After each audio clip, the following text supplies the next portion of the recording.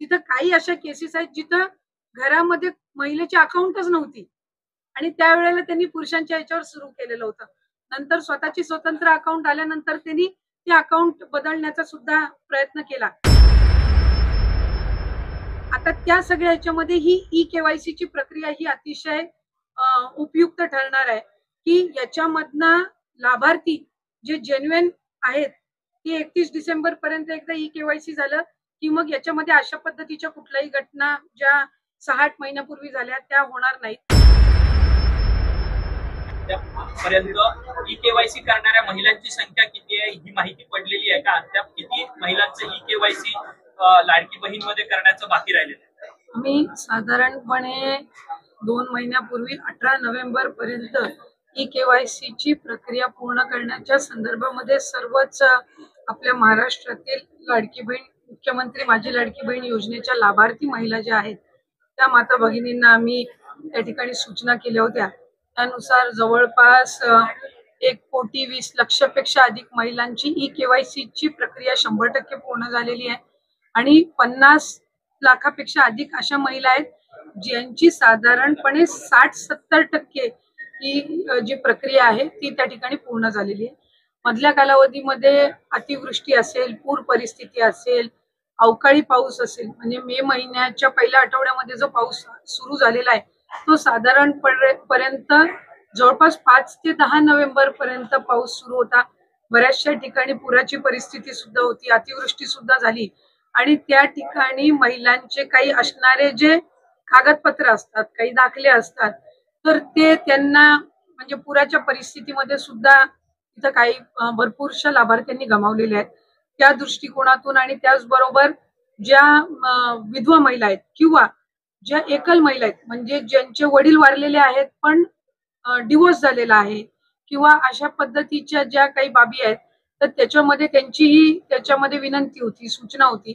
मधल्या कालावधीमध्ये आदरणीय मुख्यमंत्री देवेंद्र फडणवीस साहेब, दोन्ही उपमुख्यमंत्री शिंदे साहेब आणि आदरणीय दादांच्याकडे सुद्धा त्या संदर्भातली चर्चा करण्यात आली आणि 31 डिसेंबर पर्यंत आपण ई-केवायसी करण्याची मुदत ही वाढवत आहोत.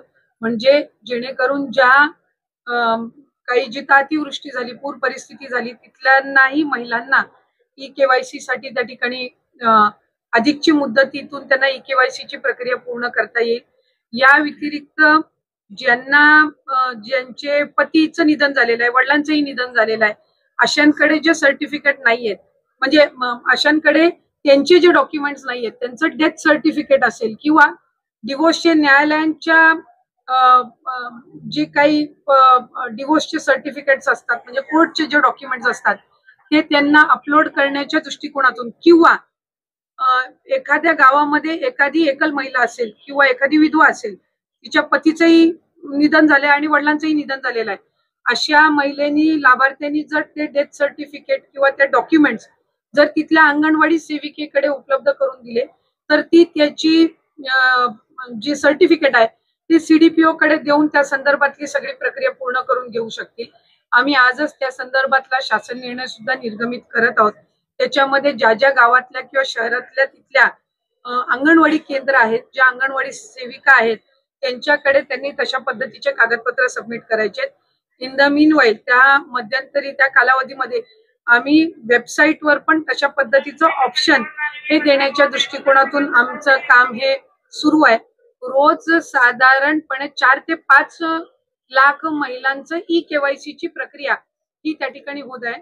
मधल्या कालावधीमध्ये थोडं 1-2 लाखावरती संख्या आलेली होती पण नंतर पुन्हा एकदा त्या वेबसाईट आणि संबंधित विषयांवर काम करून आता ती पूर्वपदावर आलेली आहे.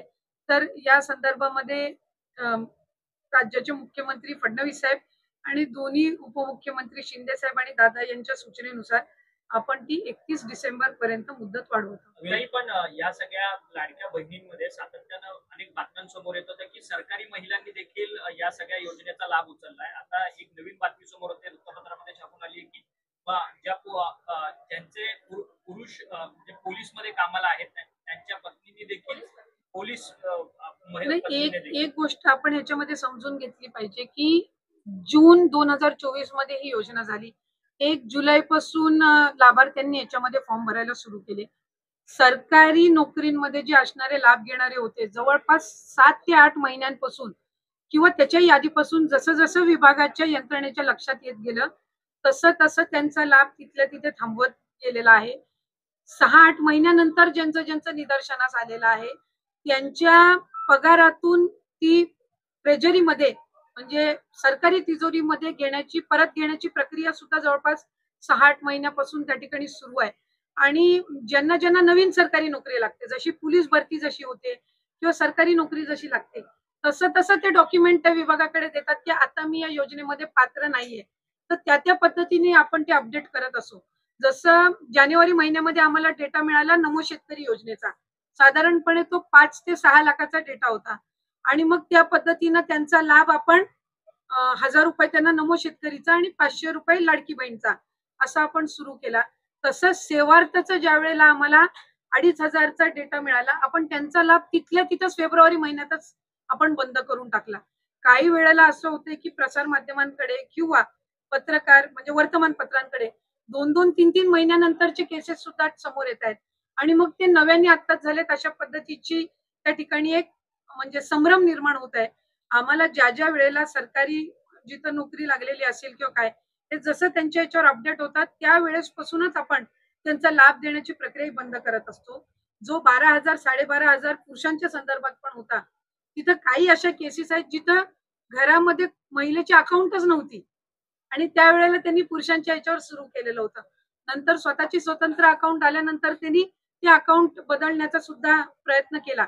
आता त्या सगळ्या याच्यामध्ये ही ई-केवायसी ची प्रक्रिया ही अतिशय उपयुक्त ठरणार आहे की याच्यामधनं लाभार्थी जे जेन्युइन आहेत की 31 डिसेंबर पर्यंत एकदा ई-केवायसी झालं की मग याच्यामध्ये अशा पद्धतीच्या कुठल्याही घटना ज्या 6-8 महिन्यापूर्वी झाल्या त्या होणार नाहीत.